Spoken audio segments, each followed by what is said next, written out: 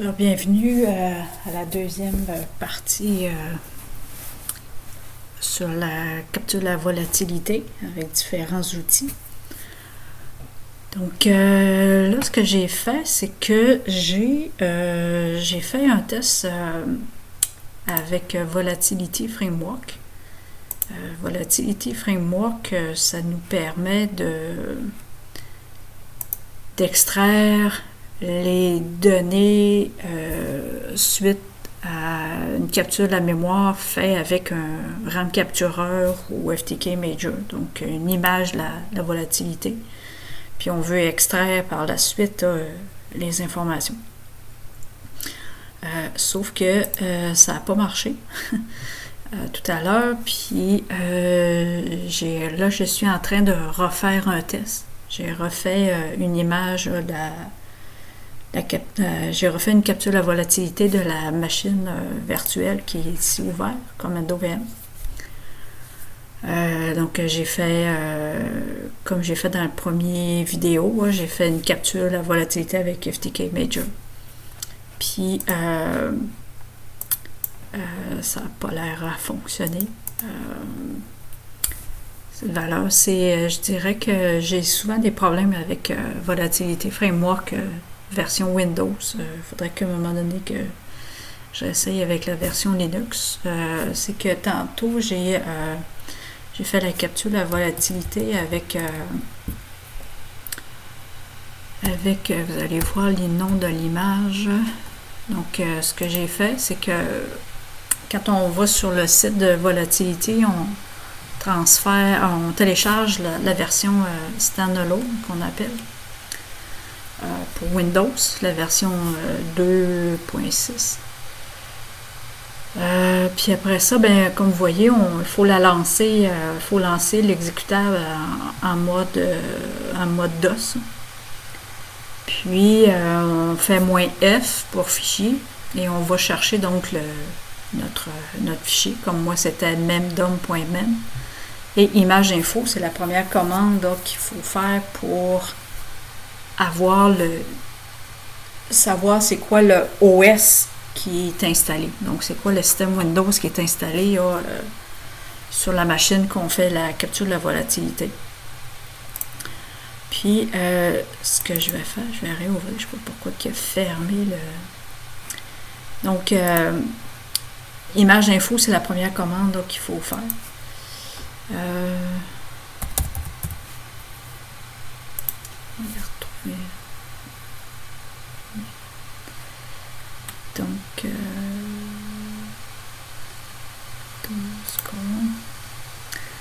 Donc, normalement, c'est qu'on fait donc image info, comme je disais tantôt. Là, ça, c'est la version Linux, mais c'est les mêmes options ici. Puis, image info, ça va vous donner, normalement, il va dire, je suggère que l'image est un Windows 7 ou un Windows 2008, ou etc. Donc, il va détecter le système d'exploitation. Mais souvent, en tout cas, moi, ça a souvent pas fonctionné. Soit il ne reconnaît pas le système d'exploitation, alors que c'est souvent, la plupart du temps, Windows 10. Puis, c'est ça, donc il ne reconnaît pas. Donc, s'il ne reconnaît pas, on peut quand même faire des tests. On fait la commande... on va faire la commande info. Donc, en faisant info, il va sortir toute la liste des systèmes d'exploitation puis des commandes qu'on peut faire. Donc, je vais la remonter ici. Vous voyez ici, j'ai profil, Vista, Windows 10, Windows 2008, Windows 7, etc. Donc, ça veut dire que je pourrais tester Windows 10 ici. Donc, c'est quand même long à faire, mais normalement, on ne devrait pas faire une tentative, si on peut dire comme ça. Donc, en faisant image info, normalement, il nous donne un profil là, qui pense que c'est... sauf que là, ça tourne en rond. Donc, il est toujours en mode déterminé, là, puis il ne sort pas le résultat. Puis ça, c'est avec l'image. Là, l'image, c'est ça, l'image, la deuxième image que j'ai fait un petit peu avant de recommencer la vidéo. Donc, il tourne en rond. Puis, si je refais ma volatilité avec le premier fichier de mémoire que j'ai, on va le laisser tourner, hein, mais il va dire qu'il ne reconnaît pas le système. Donc, c'est bien tannant. Donc, normalement, c'est ça. On fait l'image pour savoir c'est quoi le profil, l'option image. Puis après ça, on se lance ça dans, vous voyez, la commande ici, profil. Donc, une fois qu'on sait c'est quoi le système d'exploitation, ben, on le met ici. Puis tout ce qu'on a à changer, c'est l'option ici. Donc, par exemple, là, ça, c'est pour avoir la liste là, des processus, etc. Donc, c'est ça que j'aurais fait. Ouais. J'aurais suivi la liste ici. Puis vous allez voir dans les tests que j'ai déjà fait puis qui avaient fonctionné. Regardez, donc ça a tout fonctionné ici. Donc, par exemple, quand on fait la liste là, des processus, il va nous donner donc, parce que j'enregistre, je sauvegarde toujours le résultat dans un fichier TXT. Donc, en faisant la liste des processus, c'est ce qu'on a. Ça veut dire que c'était ces processus-là qui étaient en cours de fonction quand quand la capture de la mémoire ou la capture de la volatilité a été faite. Le KIFTK. Donc, puis après ça, ben, on s'amuse avec les autres options. Ici, par exemple, c'était la commande pour avoir toute la liste des... c'était PSScan, je pense que c'est encore les... Non, ça se peut pas que ce soit encore les... On va aller voir là. PSScan, c'est énuméré processus. OK. Puis c'est quoi la différence entre PSList puis PSList de liste de process? OK, les systèmes, processus, système. Bon. Une petite différence. Pour cette connexion, ben, c'est toutes les interfaces réseau qui étaient actives lors de la capture. Donc, alors, ça n'a pas marché. Il tourne en rond. Il tourne en rond ou il n'est pas capable de déterminer le bon système. Donc, je vais vous donner quand même dans un petit fichier TXT le lien ici là, pour tester de votre côté là, si ça fonctionne. Donc, ce qu'on va faire, c'est qu'on va faire d'autres tests avec d'autres outils. Donc là, j'ai un Wireshark pour capturer le trafic réseau. Donc, je vais le lancer. Puis, donc, là, j'ai un site web qui est ouvert, j'ai des processus, j'ai des connexions qui se font automatiquement. Donc, on va naviguer un petit peu pour un peu de trafic. Donc, Google, donc là, vous voyez, ça s'est lancé. Donc, on fait un arrêt là-dessus. Puis, Wireshark, donc, on a ici c'est tous les paquets qui sont en fonction, là, qui est capturé. Puis, dans la section ici, ben, c'est la version hexadécimale. Donc, quand vous cliquez dessus, vous voyez, ça change. Puis, on peut décortiquer, naturellement, oups. Non.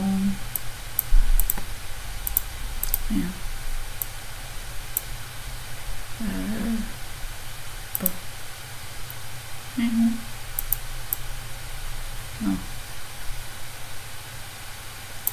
notation décimale. Puis ici, donc là, ça va être le détail donc des frames, la couche Ethernet, la couche IP et la TCP/IP. Donc, puis on va voir donc les adresses IP sources, les adresses IP destination. Donc finalement, on voit ce qu'on sélectionne ici. Vous voyez, ça bouge. Donc quand c'est du TCP/IP, ben là, c'est sûr que j'ai ma dernière couche, je l'ai ici. Puis donc avec Wireshark, on peut trier. Donc je vais la ramener en haut. On peut trier par source, par adresse source. On peut trier par la source, l'adresse IP de destination. On peut aussi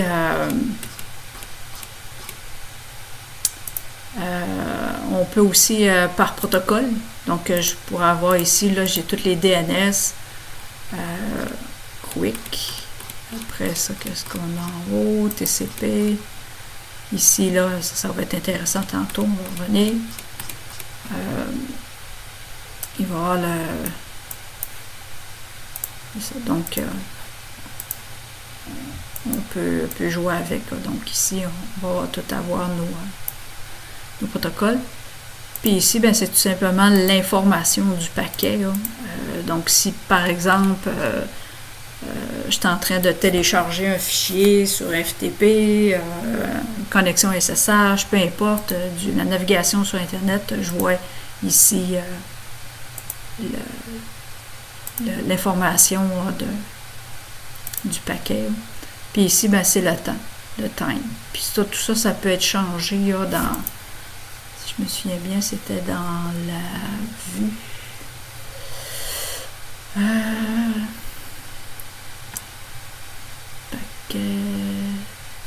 Format d'affichage de l'heure. C'est ici qu'on peut changer. Puis après ça, il y a, c'est ça. Donc là, quand je suis dans un TCP/IP, par exemple, je vais y aller par ordre d'heure.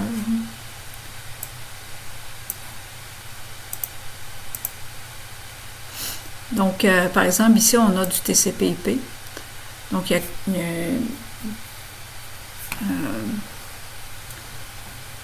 c'est ça, donc du TCP/IP. Puis, si je fais un clic de droit, je peux suivre le TCP stream. Donc là, il va me sortir le flux TCP, on appelle. Donc, si je pourrais voir, par exemple, si j'étais en train de faire sur le réseau, il y a un trafic, mais un transfert un serveur, une connexion sur un serveur FTP, puis là, donc je me branche username password, donc là, je vais voir le username password qui va passer ici. Là. Donc ça, je vais le voir. Donc le follow, puis après ça, ben ici, vous voyez, il a sorti le stream, là, juste l'information qu'il avait besoin pour le paquet TCP que j'ai demandé de faire un follow stream, un follow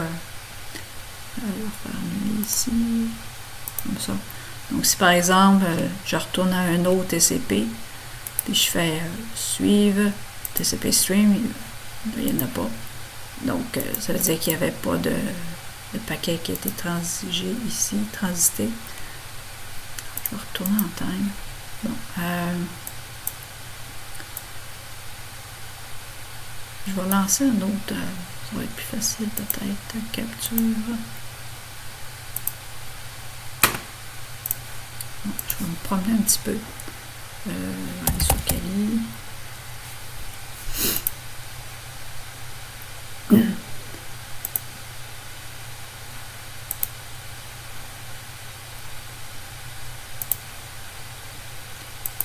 Télécharger.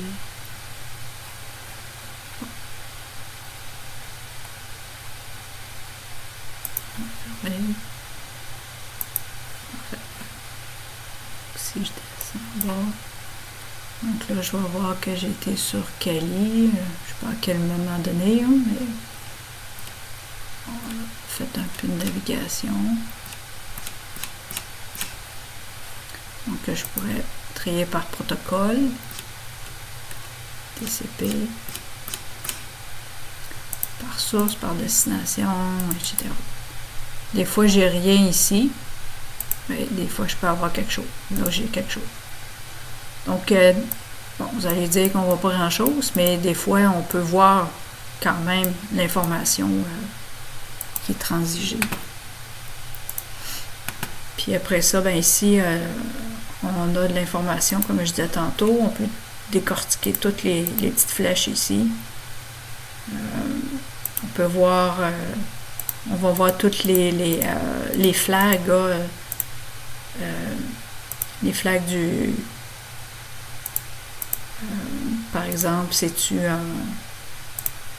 un acknowledgement, donc ça veut dire que la transition a été faite, le paquet a été reçu. Ensuite de ça, c'est toutes des choses qu'on a vues ça fait plusieurs mois par exemple, dans les cours de cyberinformatique. Le segment, il y a d'autres flags ici, le push, le urgent acknowledgement, bref. On va décortiquer ici, check TLS, c'est encrypté. Puis après ça, version hexadécimale.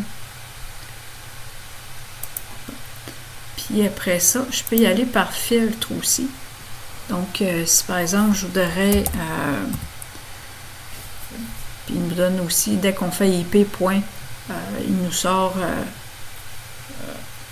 ce qu'on peut faire comme filtre. Donc, par exemple... Bon, j'étais...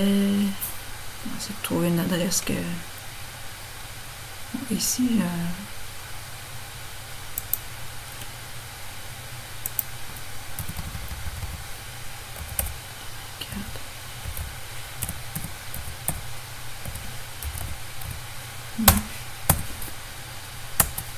donc, on fait IP.addr égal avec une adresse IP. Donc, il va sortir finalement tous les paquets avec l'adresse IP qu'on a demandé. Ça pourrait être aussi une IP source, une IP destination, un numéro de port aussi. Donc, sur le site de Wireshark et bien d'autres sur Internet, vous avez toute la liste des filtres que je vais vous les donner aussi, les URL. Ensuite de ça, dans la capture, on peut ici faire des statistiques, donc les propriétés du fichier qui a été capturé, hein, à quelle heure que ça a commencé, à quelle heure que ça a terminé, les paquets capturés, la taille des paquets en octets, le débit, le nom du paquet, du fichier. Après ça, je vais avoir aussi les graphiques. Donc, si on peut voir ici, là, c'est probablement quand j'ai ouvert le site de Kali. Donc, on peut s'amuser après ça. On peut avoir un petit peu plus d'infos. Les infos qui bougent ici, qui s'affichent. Puis, on a aussi différentes couleurs selon les paquets. C'est sûr que là ici, la capture n'a pas été longue. Après ça, conversation, il va sortir toutes les conversations, les paquets qui ont transigé. Après ça, qu'est-ce qui est intéressant là? Graphique, les statistiques, c'est beau. Puis après ça, ici, je peux exporter les objets. Donc, si je fais exporter objet HTTP, je vais pouvoir sauvegarder toutes les images qui ont été capturées pendant quelques secondes. Là. Des fois, ça marche, des fois, ça c'est pas très... je vais aller mettre ça dans le test Wireshark. Test This, je suis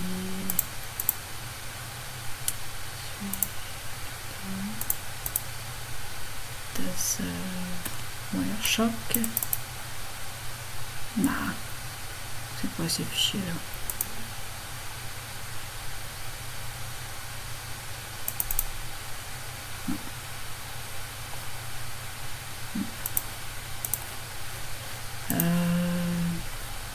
C'était bien dans ma capture.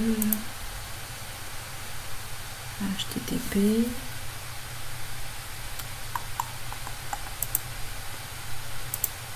Non.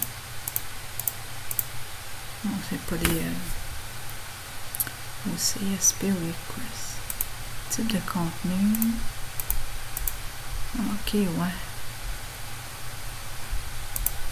Bon, il me semblait qu'on faisait ça, exporter les objets, puis j'allais avoir les fichiers HTML. Bon. Exporter les paquets, analyser. Ouais, j'en fais pas, ça fait bien longtemps que j'ai pas fait de...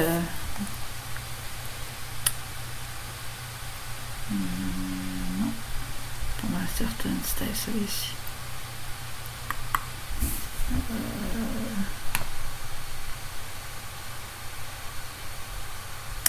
Non. C'était bien ça avant. Non, là, j'ai pas les images. Pourtant, il était sur Kali. J'ai été sur Kali. Bon. Puis quand vous sauvegardez, ben, on va aller chercher mon répertoire. Je sais pas pourquoi, pas par défaut, mais j'aime mieux y aller par PCAP. Ici, capture PCAP. On va l'appeler 1. Donc, soit on le réouvre avec Wireshark, soit on le réouvre avec un autre logiciel pour analyser. Ça pourrait être je pourrais l'ouvrir avec un TCP dump, par exemple. Bon, ok, là, il est terminé. Relative framework, puis regardez, no suggestion. Aucune suggestion. Instantiated. 2008 SP, alors que c'est un Windows 10. On va y essayer ça, ouais. Donc là, c'était mon fichier M. Puis là, il faut y aller avec profile égale Win 2008 SP1 X86. Puis là, il faudrait que je lui donne, par exemple, PS6. Que je vais regarder. Ah, j'ai fermé mon site. Bon. On va faire c'est ça. Je donne mon profil. Non. Comme ça. Bon, si Suggest Profile, il dit peut-être Win 2008 SP1 86 X86. Donc là, j'ai répété ça. Ah, c'est pas... Non, il n'y a rien sorti. Ah, il est sorti quand même...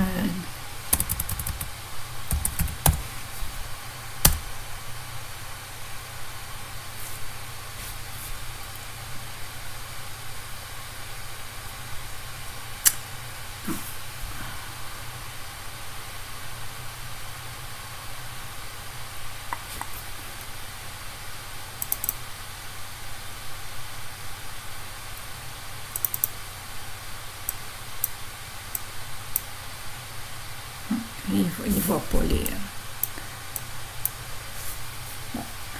normalement, il devrait donner un résultat semblable à ça. Bon, on va fermer. Bon, Quand à être dans la capture le trafic réseau, je vais ouvrir je suis présentement sur mon portable Linux, donc je peux lancer un TCP/DOM. Si je fais juste TCP/DOM, comme ça, pour capturer le trafic,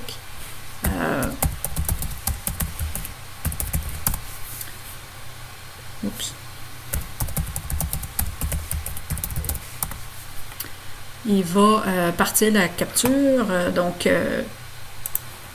je vais naviguer sur Internet, puis ça, donc là, c'est beau.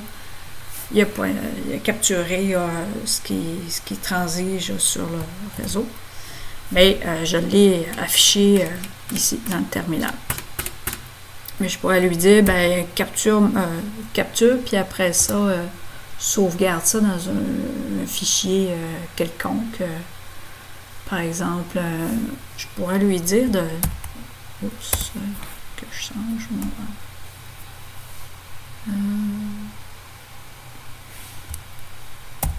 Donc, clavier hello, je cherche mes... Normalement, je le change en anglais, puis il va être parfait. Donc, par exemple, tcp.txt, donc il va le sauvegarder. On va le laisser tourner un petit peu. Tourne un petit peu. Puis là, normalement, et voilà, TCP.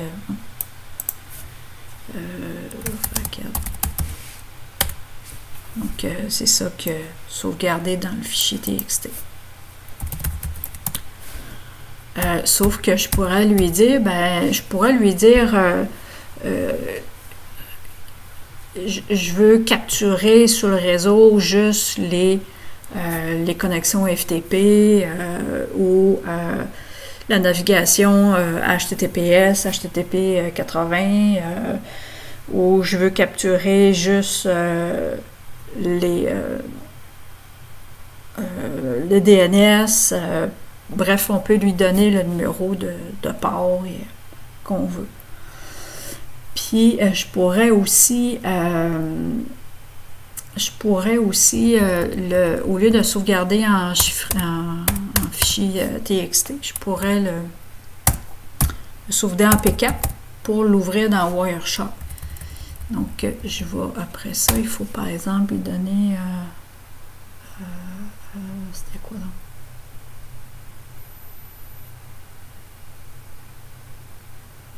Ouais, c'est ça. Je vais sauvegarder comme ça. Ouais. Il me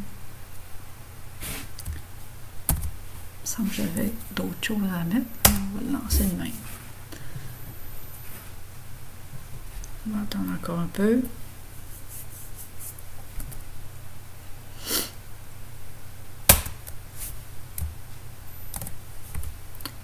Donc là, je vais juste voir si est sauvegardé. PK est là.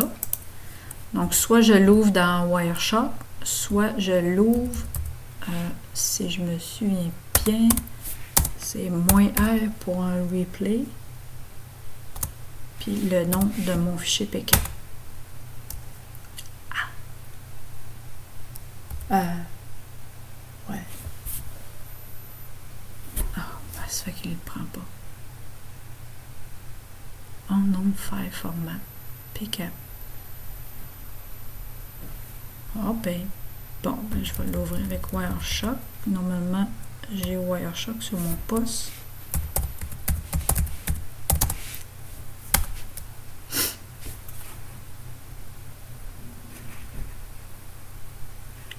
Tu vas ouvrir.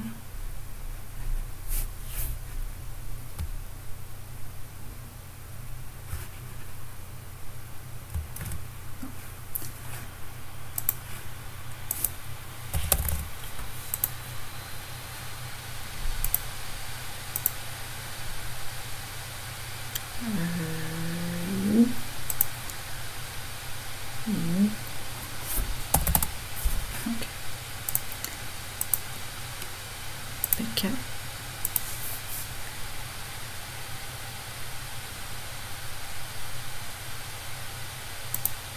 Non, elle veut pas. L'usine à laquelle j'ai fait un renvoi à chaque... Ah, ok. Bon, c'est nouveau ça. Je vais la refaire. Je vais l'appeler TCP2. P4 pourtant.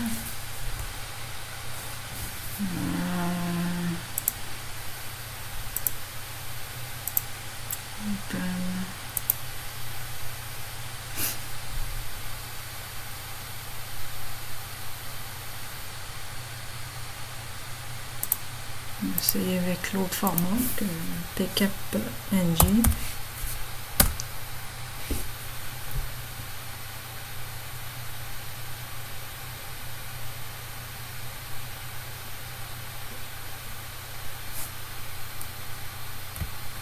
Arrêter. Ok, le point 2 est ici.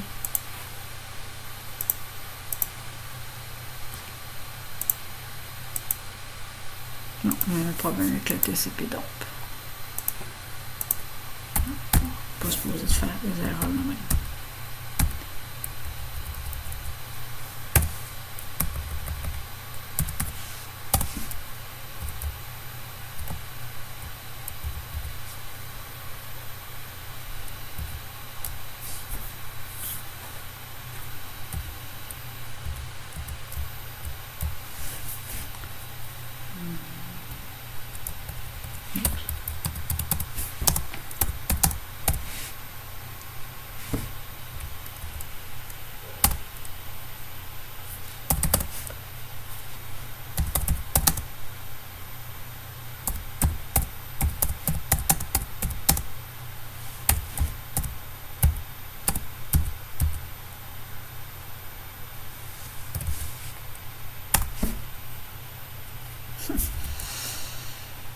Non, je suis désolée.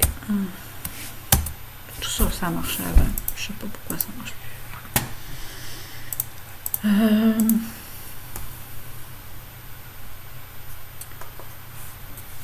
Bon. 6 internals, je pense que je vous ai déjà montré ça. Beaucoup d'outils pour la capture, entre autres AutoRun que j'aime bien. AutoRun, on va voir tout ce qui est en fonction sur le poste. On va voir les processus, les services, les tâches, les sessions,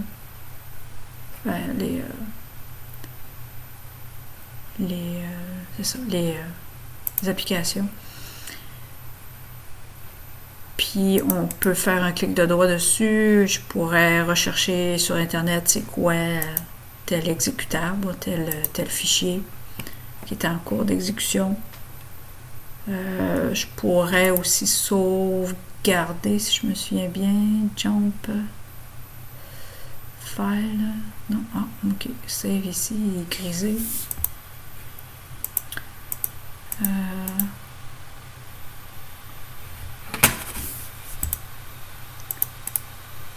Copy, jump to entry.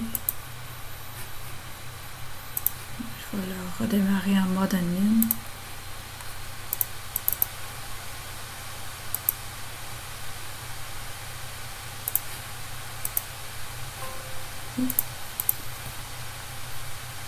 Bon.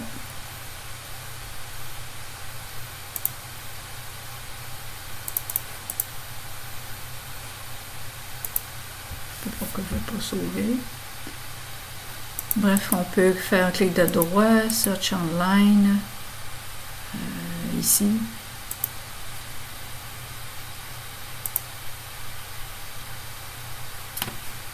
Donc ça ressemble beaucoup à Process Hacker. Bon, après ça, je voulais vous montrer. Quand vous voyez une petite image, une petite icône, ça veut dire c'est un outil ou l'information graphique. Sinon, quand c'est comme ça, ça veut dire c'est en ligne de commande.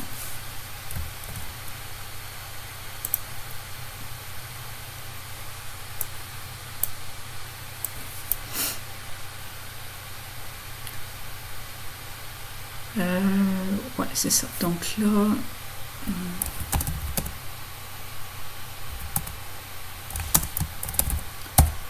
je l'ai mis dans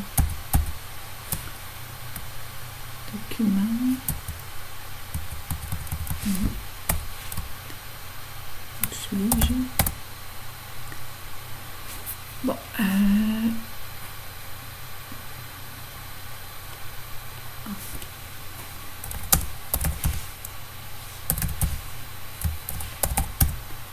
document bento.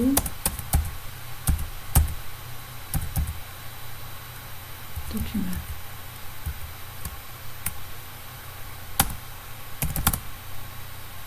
Oh, j'ai pris le bon document. J'ai-tu mon... Ah, il est dans OneDrive. Navi, mon Dieu. Bon, Navi.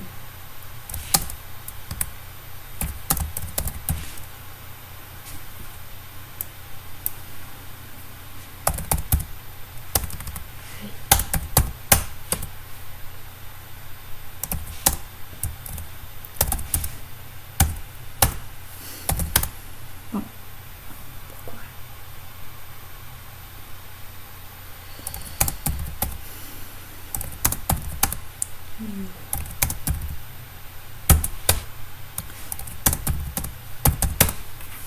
Commando VM, moi, il met des profils dans OneDrive, puis des fois, il y a LS, bon, c'est des OneDrive. Pourquoi qu'il met des affaires documents, bon, après ça, c'est des bento. Puis, pour en faire, par une place.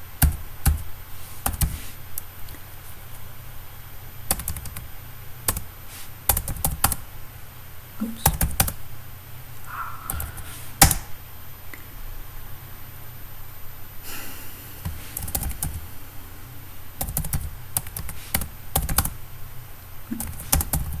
Il m'a sorti de place. Je suis désolée. Fin de journée. Document. Bon, je vais aller chercher tout. Ah, c'est pas le bon. Bon. Bento, l'autre.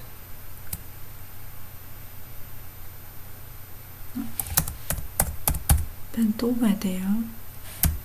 Bento. Ah, ok. Mon site internet est dans Bento. Bento, bon, mon Dieu. Pour en faire à l'intérieur de Bento. Oh ben.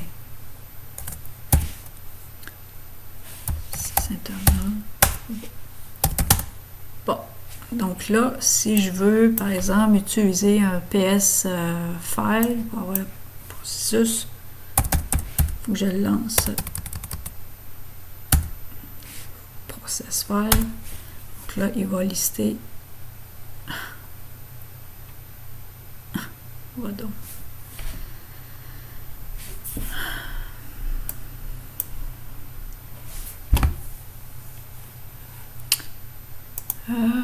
Il me semble que j'avais un autre site internet qui n'était pas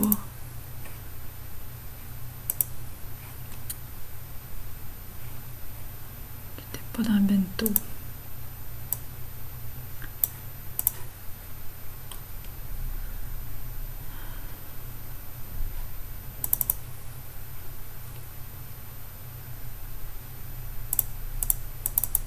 Bon.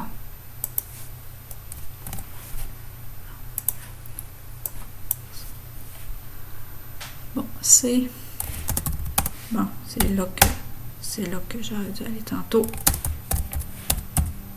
pour l'emphase.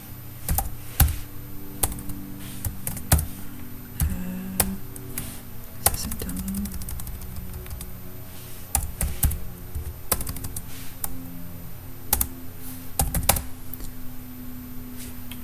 Il est là pourtant.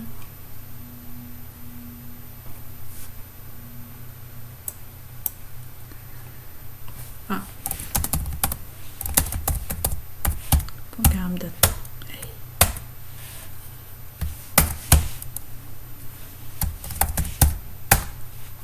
Bon, PS5.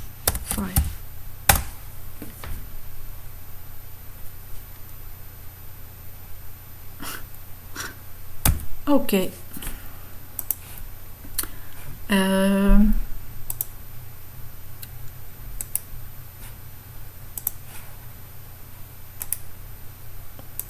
Administrateur.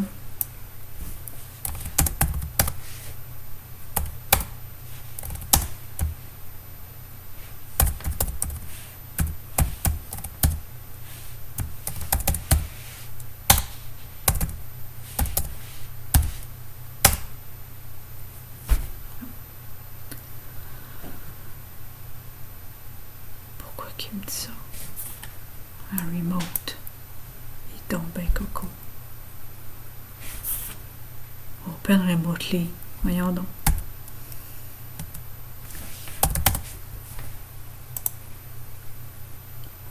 Si je fais TCP View.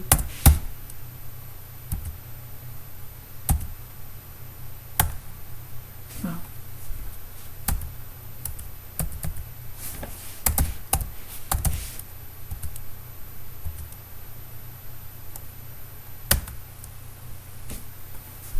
Il me l'ouvre.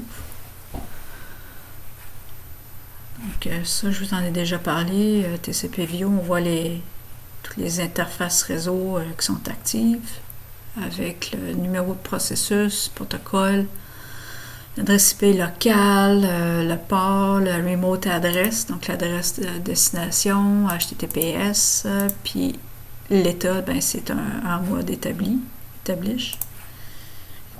Mais ça, c'était un outil graphique. Je vais en prendre un en ligne de commande. PS.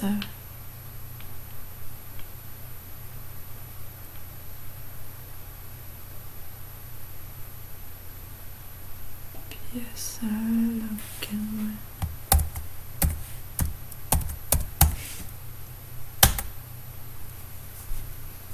OK, donc PS Login, c'est à quelle heure que j'ai fait mon ouverture de session. Puis c'est qui le profil, l'utilisateur. Ça c'était PS Login. Si j'en prends un autre, bon, il veut pas PS List, c'est bizarre.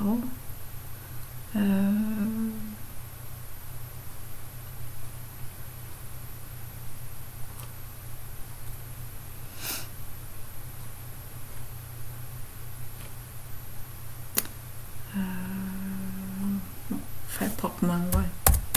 Les processus. OK, il faut que je donne OK, ici. File name, processus. Il faudrait que je donne un argument.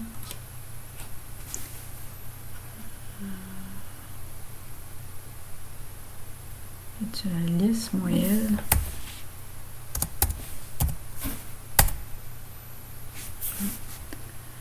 User.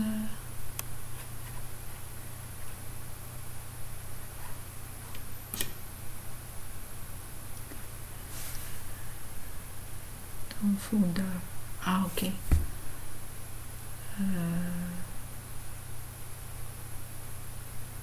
Moyen. Usage. OK. Bon, Pogdown, donc ça c'est son chemin dans la base de registre. Son backup qui est là. Bon, c'est pas ce que j'aurais voulu. Est-ce qu'on a un autre quelque chose qui est intéressant dans le graphique? Il y a bon, TCP View, c'est beau.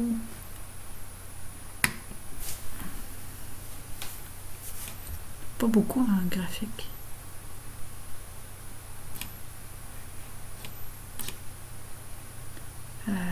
AD Explorer, ça c'est si vous avez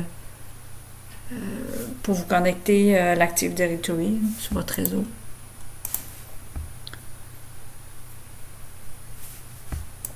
Access Enumeration Display. Who has access to item? Ok, on va dire aller chercher.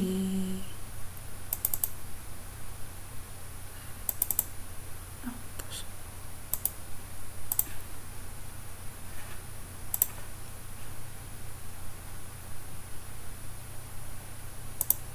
Donc, c'est quoi les permissions, puis c'est qui peut accéder à tel répertoire, mais là, je suis sur mon poste. Donc, administrateur peut lire puis accéder au répertoire Document Setting. Bon. Ça, en tout cas, c'était un outil en mode graphique. Bon, bref. Vous ferez la découverte. Bon, puis après ça, Nearsoft, je voulais vous montrer les browsers History. Donc, avec Nearsoft, qui ressemble à Sysinternet, on peut ouvrir un petit utilitaire pour aller extraire l'historique de navigation. Puis on peut lui dire, disons, de telle date à telle date.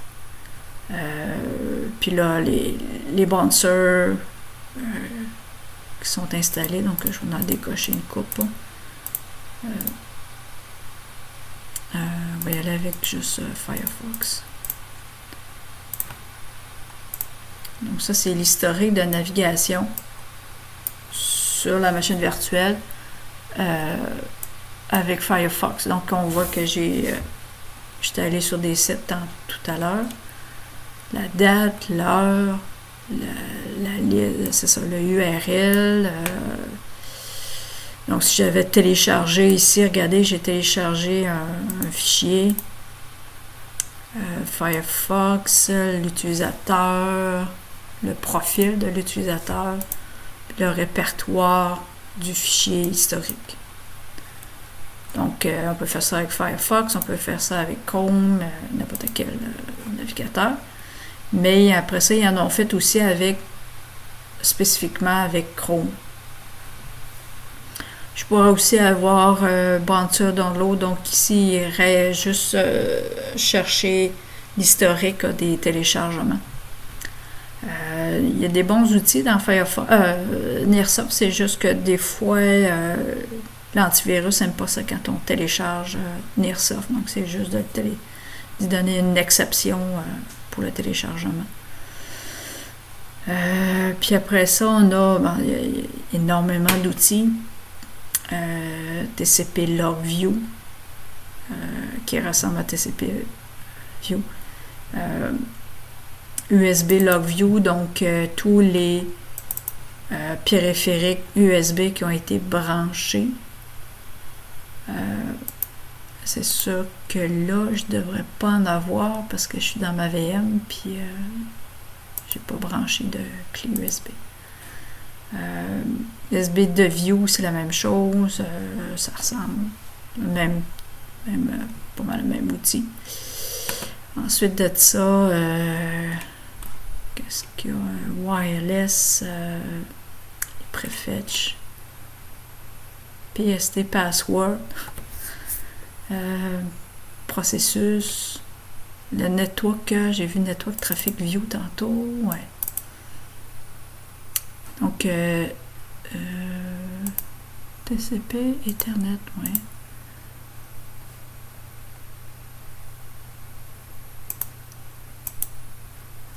Là-dessus. Non. Ça, c'est... ok, ça, c'est une capture de la volatilité, mais il me semble qu'il y a Network Usage View. C'est ça que je voulais. Partir en mode admin. Donc lui, ce qu'il va faire, c'est qu'il va aller chercher toutes les applications qui ont fonctionné avec son chemin, donc le nom de l'application, son chemin, le path, puis l'utilisateur, le username, le network adapter, tout la bande passante, donc le trafic sortant, le trafic entrant, donc les bytes, ça, les octets. Donc c'est là qu'on peut voir les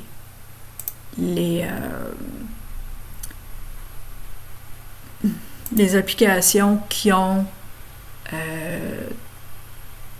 téléchargé ou uploadé le plus d'octets.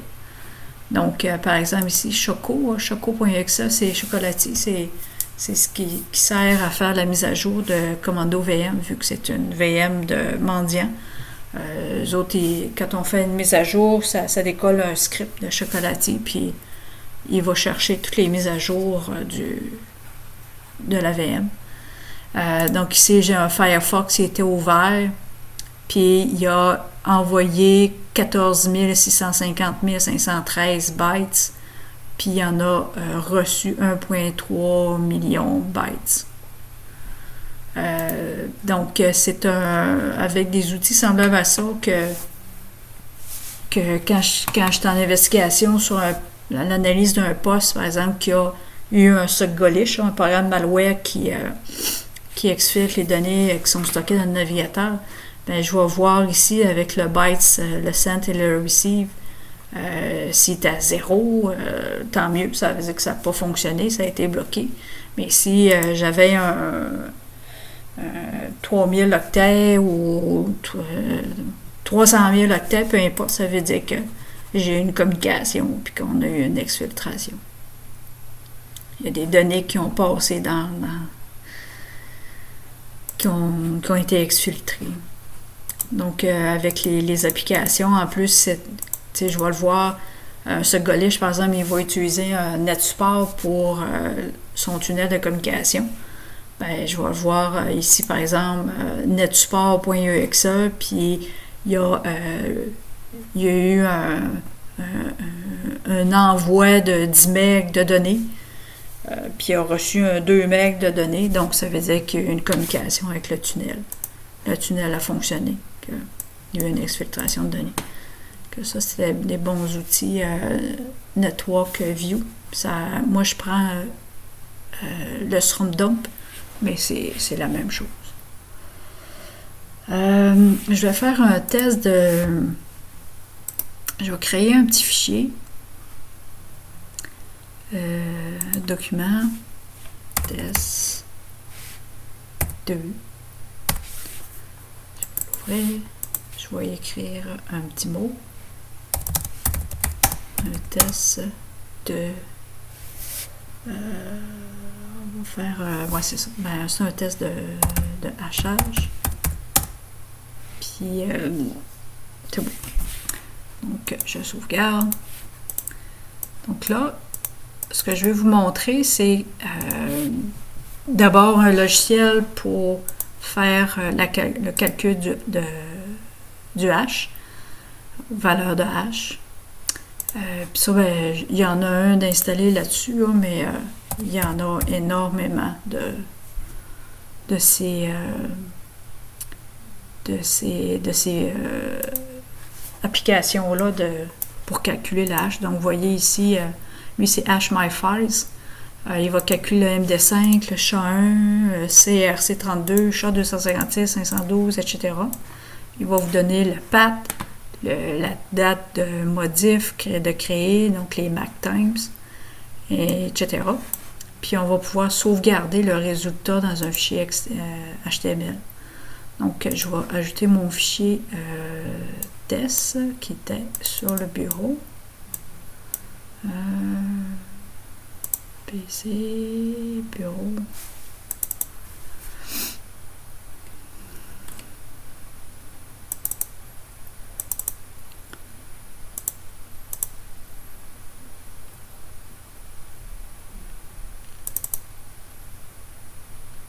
Bon, il y a encore là.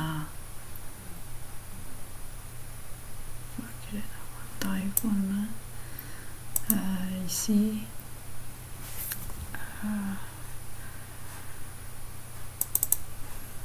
Bon, pas là.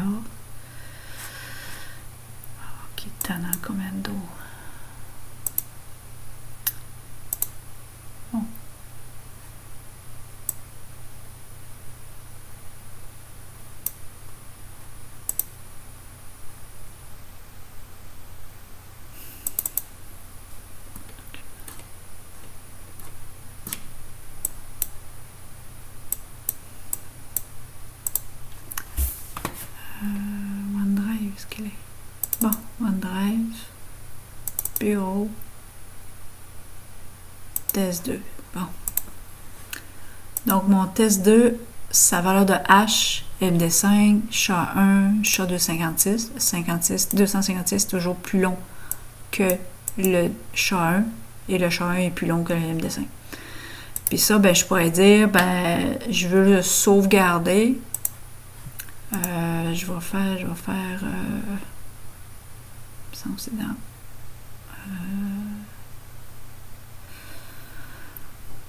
HTML report, parce que je pourrais en avoir une très longue liste, ça, puis je veux sauvegarder ça dans un fichier HTML. Donc ça c'est bien beau, puis après ça je fais enregistrer ça. Puis donc là, je vais garder ça ouvert. Je vais réouvrir mon fichier. Je vais dire un test de hachage ce soir. Je sauvegarde. Ferme. Donc là, on remarque bien, donc mon MD5, c'est B8, 5, DA, etc. Donc je vais aller réouvrir mon fichier. Test 2. Non, je vais l'enlever plutôt. B885. Donc, notre fichier, mon test 2. OK, 21h17, il a changé d'heure parce que j'ai changé.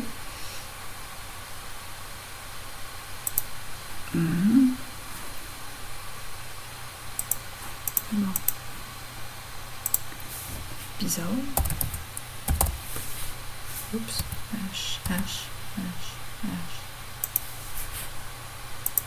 Add fichier. Mon test 2. OK. Bizarre. Donc, 7 dBA, donc il a complètement changé de H, tout simplement parce que j'ai changé l'intérieur, donc le contenu. Donc, dès que j'aurais mis un petit point au lieu de ce soir, juste en mettant un caractère, ça aurait changé le H.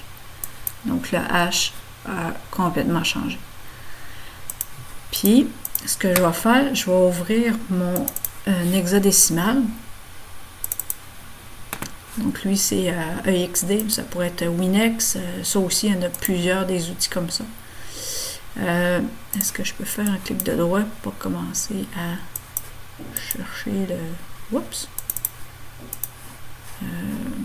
Comme ça. Je peux faire un clic de droit puis ouvrir avec... Ouais, il faudrait que je le recherche. On va chercher là. Bon, ouvrir...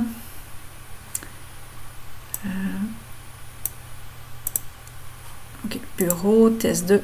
Parfait. Donc là, j'étais en hexadécimal. Donc ici, c'est un test de hachage. OK, donc on voit le contenu ici dans le texte décodé. Donc là, ce que je vais faire, je peux le fermer. Parfait. Donc là, lui, je vais dire, ben moi, je suis un hacker, puis je vais changer je vais changer mon extension. OK? Donc ça, c'est un .txt. Donc là, je vais sauvegarder ça. Je vais changer mon txt pour, par exemple, .doc. Alors, il va dire, es-tu sûr? Je dis oui. Parfait. Donc là, je vais vous montrer. Je vais le réouvrir. Mon test.doc est ici. Donc là, test. Donc là, vous voyez ici son hexadécimal, son format, je l'ai changé. Mais lui, bon, on va aller donc on va regarder ici.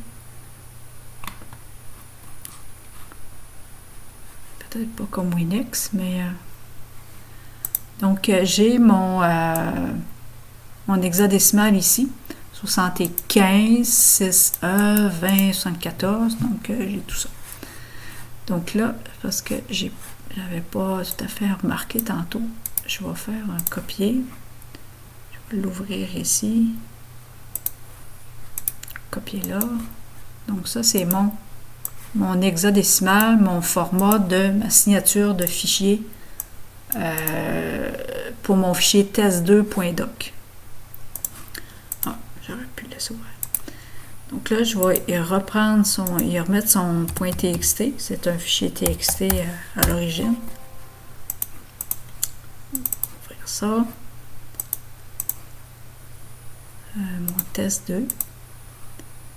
Donc là, vous voyez, je vais aller rechercher tantôt. 75.6e. Donc ça n'a pas changé. Parce que sa signature, son fichier d'origine, c'est un .txt. Mais j'ai dit, je vais faire semblant que c'est un .doc au lieu d'un .txt. Donc, imaginez, par exemple, quelqu'un qui voudrait... Il y a un fichier très important qui a volé une donnée ou qui a des données sensibles dedans, peu importe. Un .doc, puis là il dit je vais le transformer en .jpeg pour pas que ça apparaisse. Sauf que dès qu'on va ouvrir le fichier .doc, on va ouvrir le .jpeg parce que la personne l'a changé en .jpeg. La personne qui va analyser va voir que c'est pas ici, il va voir que c'est pas sa signature de JPEG, parce qu'un JPEG, c'est un JPEG, puis un .doc, c'est un .doc, ou un .txt, c'est un .txt. Donc, c'est vraiment pas les mêmes signatures ici, les mêmes hexadécimales. Donc, c'est pour ça que si on change un format, ben, c'est en l'ouvrant dans hexadécimal qu'on va voir que si la personne a changé son format, son extension. Donc, la signature va changer. Donc, dès que... Et l'inverse aussi, il y a une image .jpg, puis l'utilisateur l'a changé en .doc. Ben, quand je vais l'ouvrir en hexadécimal, on va le voir tout de suite. Donc, ce test-là, c'est beau. Puis, ouais, c'est ça. Ça a fait le tour. Ça n'a pas été... je suis déçue du Volatility Framework, mais... Donc, c'est beau pour cette vidéo-là.